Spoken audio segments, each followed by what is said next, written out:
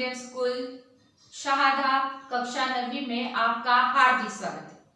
आज हम देखने जा रहे हैं पाठ क्रमांक 8 वीर भूमिकर कुछ दिन रुक्मिणी संगल लिखे ये पाठ है। तो रुक्मिणी संगल जी ने हमारे देश राजस्थान के कुछ भागों की सैर की है। उसका जीवंत वर्णन इस यात्रा वर्णन में उन्होंने किया है।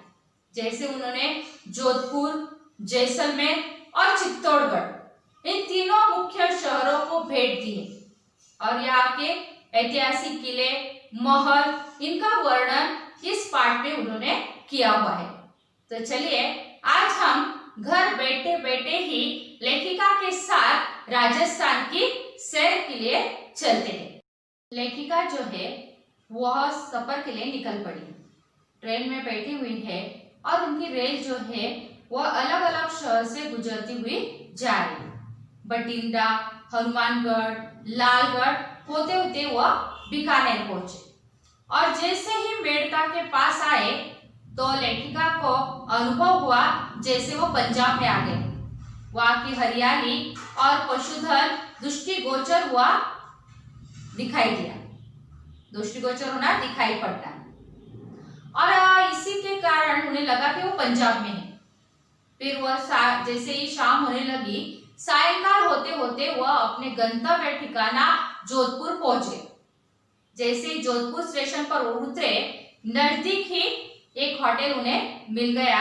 उस होटल के कमरे में उन्होंने अपना सामान रख दिया और तरोताजा हो गए। फिर दूसरे दिन सुबह 22 दिसंबर को उन्होंने अल्पाहार किया, नाश्ता कर उन्होंने एक ऑटो रिक्शा पकड़ी। ऑटो रिक्शा पकड़कर उनकी पहली मंजिल जो थी उन्हें देखना था उम्मेद भवन। उम्मेद भवन ये जो है राय के क्षेत्र में आता है। राय का बाग क्षेत्र नाम का एक एरिया है जिसमें उम्मेद भवन स्थित है, बसा हुआ है, बनाया गया हुआ है। उम्मेद भवन क्यों कहते हैं? क्योंकि उम्मेद सिंह राजा के द्वारा इसका निर्माण किया गया, इसीलिए इसे उम्मेद भवन कहा जाता है। और इतना ही नहीं कि लोग उसे चीतर भवन के नाम से भी जानते हैं, क्योंकि यहाँ से नजदीक से एक चीतर झील बहती है, एक झरना बहता है और इसीलिए उसको चीतर भवन नाम से भी कुछ लोग जानते हैं। तो ये जो उम्मेद भवन है विश्व का सबसे विशालतम भवन है और उसे निर्माण करने वाला राजा जो उम्मेद सिंह, उनके निर्माण के लिए उसने 20 साल लगे और 20 सालों में इस भवन का, इस महल का निर्माण हुआ। यह विश्व का विशालतम भवन है। यह भवन अपनी उत्कृष्ट सज्जा से सज्जित है। इसमें सारे ऐश्वर्य, विलास, आराम के सारे, आमोद प्रमोद के सारे साधन जो है वो उपलब्ध है। और फिर जैसे ही लेखिका जो है प्रवेश द्वार के और पहुंचे उम्मेद भवन के, तो वहां पे द्वारपाल ने उन्हें बताया कि इस भवन को आज वर्तमान में होटल के रूप में परिवर्तित किया गया है।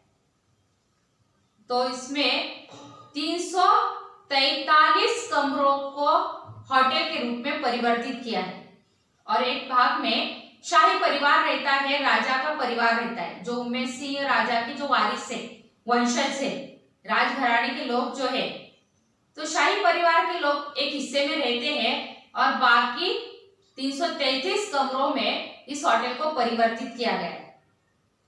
अगर हम इस होटल के अंदर जाते हैं तो महल को देखने के लिए और वहां बैठकर एक कप चाय पीने का खर्चा है 1000 रुपये। तो लेखक कहते हैं कोई आश्चर्य की बात नहीं, क्योंकि उसे मैनेज करना, इतने महल को संभालना, इसके लिए बहुत खर्चा लगता है। उसके भूतल में नीचे ग्राउंड फ्लोर पर म्यूजियम बनाया गया है। उस म्यूजियम में राजाओं के क्रियाकलापों के चित्र, उनके युद्ध कौशल्य के साधन और उसके साथ साथ महल का मॉडल भी प्रदर्शित किया गया है। महल का मॉडल, छोटा सा मॉडल बना हुआ है जिससे हमें पता चलता है कि महल की कौन सी दिशाओं में जाना है, कहाँ जाना है, यह पता चलता है। तो ये देखने के बाद बहुत ही सुंदर लग रहा था और लेखक ने जो चित्र वहां पे देखे, चित्रकारियों से मनोहर चित्रों को देखकर लेखक की दृष्टि हट नहीं रही थी। तो उन्होंने अपनी जो दृष्टि है वो जबरन वहां से हटानी पड़ी, जबरन जबरदस्ती, क्योंकि उन्हें अपने दूसरे गंतव्य की ओर जाना था, दूसरे मंजिल की ओर जाना था। और उनकी दूसरी मंजिल थी वो था मंडोर गार्डन। दूसरा गंतव्य था मंडोर गार्डन। मारवाड़ की पुरानी राजधानी मांडव्यपुर जोधपुर के समीप ही ये उद्यान बनाया गया है। मांडव्यपुर का अपभ्रंश है मंडोर और ये जोधपुर नरेशों द्वारा बना हुआ है जो उद्यान है उसमें भव्य कृष्ण का मंदिर है। इस मंदिर जो है बहुत ही भव्य और पत्थरों की चट्टानों को काटकर बनाया गया है। ये देखते ही बनता है। सीढ़ीनुमा उद्यान है, दूसरी ओर रानी उद्यान है। तो रानी उद्यान में 3 तल की इमारत बनी हुई, उसकी ओर जाने के लिए जो रास्ता है उसकी दोनों ओर जलाशय है, दोनों ओर पानी है और पानी के अंदर ये 3 मंजिली इमारत बनी हुई है पत्थरों की। तो लेखक कहते हैं, लेखिका कहती है कि यहाँ पे जाते समय प्रवेश द्वार पर राजस्थानी कलाकार जो है अपनी धुन में अपने कला का प्रदर्शन करते हैं और धुन में राजस्थानी लोकगीत गाते हैं। इससे पर्यटकों का मनोरंजन करते हैं, पर्यटकों का मन प्रसन्न होता है और वह दक्षिणा की भी अपेक्षा करते हैं। उन्हें लगता है कि वो पर्यटकों को प्रसन्न करेंगे, उनके मन को खुश करेंगे राजस्थानी गीत सुनाकर और पर्यटक प्रसन्न होकर उन्हें दक्षिणा देंगे। तो प्रवेश द्वार पर राजस्थानी कलाकार खड़े होते हैं। रानी उद्यान के बाईं ओर पहाड़ी पर चट्टानों में कोरकर वहां पे इन वीरों ने, राजस्थान के जोधपुर घराने के वीरों ने देवताओं की महान विशाल मूर्तियां बनाई हुई और वह दृश्य बहुत अनुपम है, बहुत सुंदर है। उस दृश्य से अभिभूत होकर, मंडोर गार्डन के दृश्य से निकल पर अभिभूत होकर लेखक पहुंचे मेहरानगढ़। मेहरानगढ़ ये जो किला है वह शहर के बीचों बीच 400 फीट की ऊंचाई पर बनाया गया है और ये किला जो है 20 से 120 फीट की परकोटे से घिरा हुआ है। परकोटा इसका मतलब है प्रोटेक्शन वॉल। और इससे घिरा हुआ है जो किला है, यहाँ पे अलग अलग प्रवेश द्वार बने हुए हैं। इस किले का निर्माण जो है जोधाजी राव राजा द्वारा किया गया। 1959 में जोधाजी राव जी ने इस किले का निर्माण किया था। तो यहाँ पे अलग अलग प्रवेश द्वार बने हुए हैं। परकोटे पर अलग अलग तरह बुर्जियां बनाई गई है संरक्षण के लिए।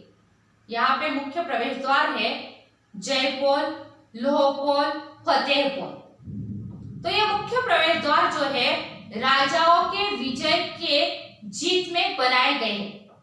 जैसे ही हम जयपोल तक पहुंचते हैं तो शहर काफी नीचे रह जाता है। दोपहर तक हम जयपोल तक पहुंचने के बाद तो दोपहर की जो धूप है उसे रेगिस्तानी रेत जो है, चमकीली रेगिस्तानी रेत और शाम की चमकती चांदनी को देखकर यह दृश्य बहुत ही अनुपम है।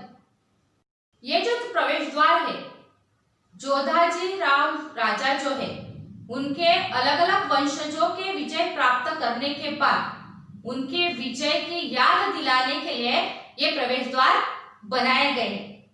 इस प्रवेश द्वार के नजदीक जो दीवार है उन दीवारों पर वीरांगनाओं के हस्त चिन्ह है। वहां पे जो वीर स्त्रियां है, जोहर करने वाली वीरांगनाएं जो है उनके हस्त चिन्ह बनाए गए हैं। जोहर इसका मतलब है अग्नि में खुद को दहन कर देना, जला देना।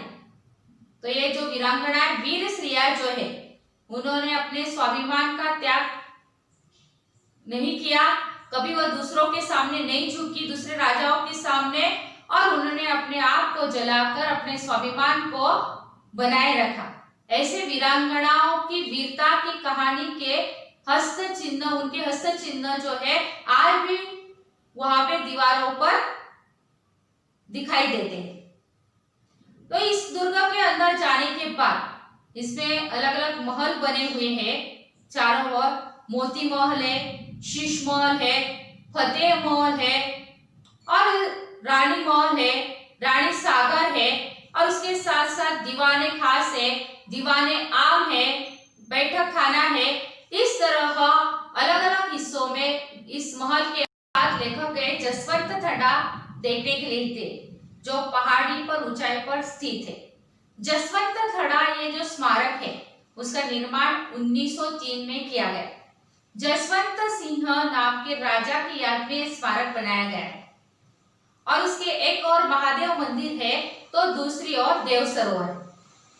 और यहाँ पे जोधपुर के कलाकारों की कला को देखकर, चित्रकारिता को देखकर लेखक का मन उन्हें नमन करने के लिए करता है। और फिर सूर्य अस्ताचलगामी हो रहा था, उसके बाद वह अपने ठिकाने पर वापस आए गंतव्य पर, और वहां से मांडव्यपुर से जोधपुर और सीधे जैसलमेर पहुंच गए। और दूसरे सुबह वो जैसलमेर में थे और उन्होंने वक्त जाया नहीं किया। होटल की टैक्सी लेने के लिए आई थी, उस टैक्सी में वो बैठ गए और होटल पहुंच गए और होटल के स्वागत कक्ष में आसीन थे, बैठे हुए थे। होटल मालिक ने उनका सारा कार्यक्रम निर्धारित कर दिया था, जैसे वो कोई पूर्व अतिथि हो, परिचित अतिथि हो, इस तरह। फिर वह निकले, उस दिन जैसलमेर देखने के लिए निकले। फिर वह जैसलमेर घूमने के निकले। तो जैसलमेर में उन्होंने शहर के बीचों बीच 18वीं शताब्दी में सेठ पटवा ने अपने 5 पुत्रों के लिए 5 हवेलियों का निर्माण किया था। तो 5 हवेलियां बहुत ही सुंदर है और बिल्कुल सेम टू सेम जैसी की वैसी 5 हवेलियां बनाई गई है। तो एक हवेलियों के निर्माण में 12 साल का समय लगा और उसने अपने 5 पुत्रों के लिए समान हवेलियों का निर्माण किया है। तो इन हवेलियों को देखने के लिए लेखक जैसलमेर में गए। तो वहां पे उन्होंने देखा कि जो हवेलियां है उनके जो स्तंभ बने हैं बहुत ही मजबूत है और मजबूत पथरीले स्तंभों पर हवेलियों का छत स्थिर बसा हुआ है।